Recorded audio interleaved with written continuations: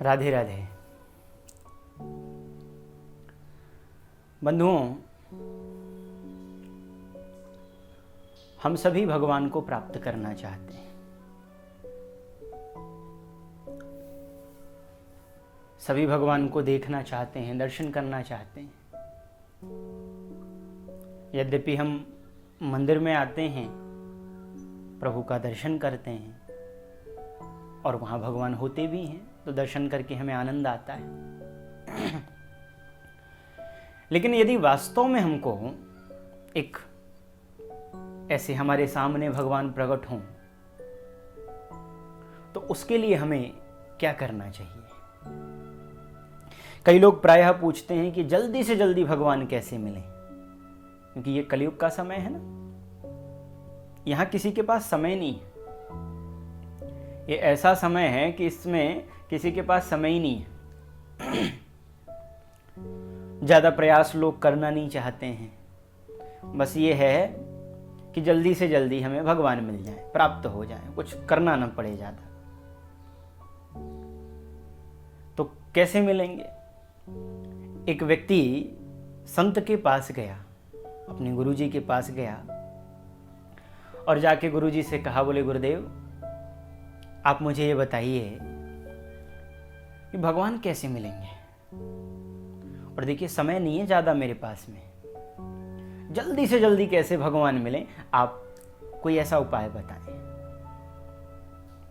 बोले जल्दी भगवान को प्राप्त करना चाहता है? बोले हाँ। तो एक काम कर, कल प्रातः काल जब मैं गंगा स्नान के लिए जाता हूं तो तू आ जा और मैं तुझे तब जवाब दूंगा। ठीक है गुरुजी। अगले दिन ब्रह्म मुहूर्त में प्रातः काल 4 साढ़े 4 बजे गुरुजी के पास पहुंच गया। गुरुजी अब बताइए कैसे मिलेंगे भगवान जल्दी से जल्दी? बोले देख अभी तो मैं गंगा स्नान के लिए जा रहा हूं, तो एक काम कर, तू भी चल, यहां बैठे बैठे क्या करेगा, आएंगे तो तुझे मैं तेरे प्रश्नों का उत्तर दूंगा। ठीक है गुरुजी चलिए। दोनों चले गए। जब माँ गंगा के घाट पर पहुंचे हैं, गुरुजी ने कहा बेटा एक काम कर, मैं स्नान करने जा रहा हूं, तू भी आ जा मेरे साथ स्नान करने। ठीक है गुरुजी। अब वो भी गया, गुरुजी के साथ स्नान कर रहा था। स्नान करते करते गुरुजी ने अचानक से उसके गर्दन को पकड़ा।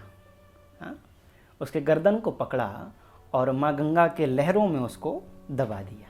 उसके गर्दन को पकड़ करके और जल में उसको डुबो दिया। कुछ 30-35 सेकंड हुए, जब तक वो आराम से अपनी श्वास को रोक पाया। उसे लगा गुरुजी शायद मजाक कर रहे हो, कुछ नहीं बोला। लेकिन थोड़ा और समय बीता तो उसको श्वास लेने में अब परेशानी होने लगी, तड़पने लगा, हाथ पैर चलाने लगा, छूटने का प्रयास करने लगा, प्रयत्न करने लगा छूटने का। हाथ पैर चला रहा है, एकदम बेकाबू हो गया, तड़प गया एकदम। बहुत प्रयास कर रहा है निकलने का, लेकिन गुरुजी उसे छोड़ नहीं रहे। जब गुरुजी को लगा कि अब इसके प्राण निकल जाएंगे, तुरंत उसके गर्दन को छोड़ा है, बाहर निकला। वो निकल करके पहले लंबी लंबी 8-10 सांसें ली।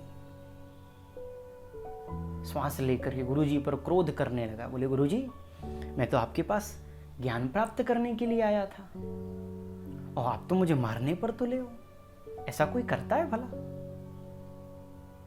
गुरुजी ने कहा बेटा मैं तुझे मार नहीं रहा हूं। फिर गुरुजी ने कहा, बोले बेटा मैं तेरे प्रश्नों का तुझे उत्तर दे रहा था।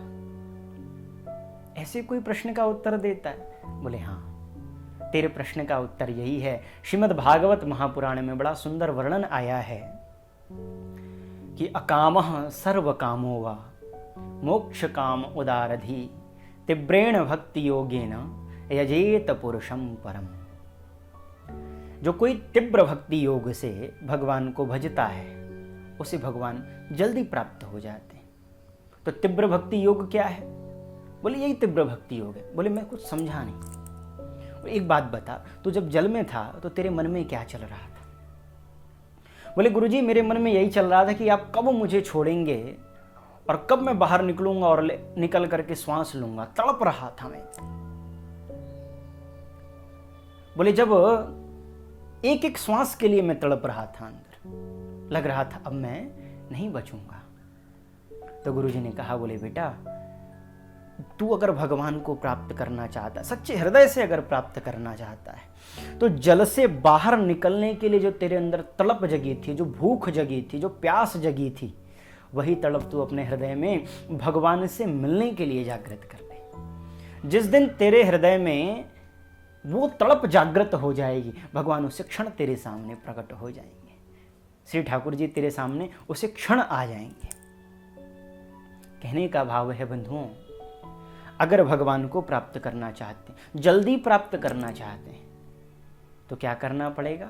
वो तड़प जागृत करनी पड़ेगी, भूख जागृत करनी पड़ेगी। क्योंकि अगर बिना भूख के कुछ मिल भी जाए ना, तो उसका आनंद नहीं आता, उसमें एक आनंद नहीं आता। जब भूख के लिए बहुत तड़पो और उसके बाद जब भोजन मिल जाए, तो जो करने में आनंद आता है, वो आनंद यदि चाहते हो तो प्रभु के भक्ति के लिए, प्रभु से विरह के लिए, भगवान से मिलन के लिए तड़पो। उनसे मिलने के लिए वो भूख जागृत करो, प्रेम जागृत करो। भगवान आपके सामने भी अवश्य आएंगे। राधे राधे।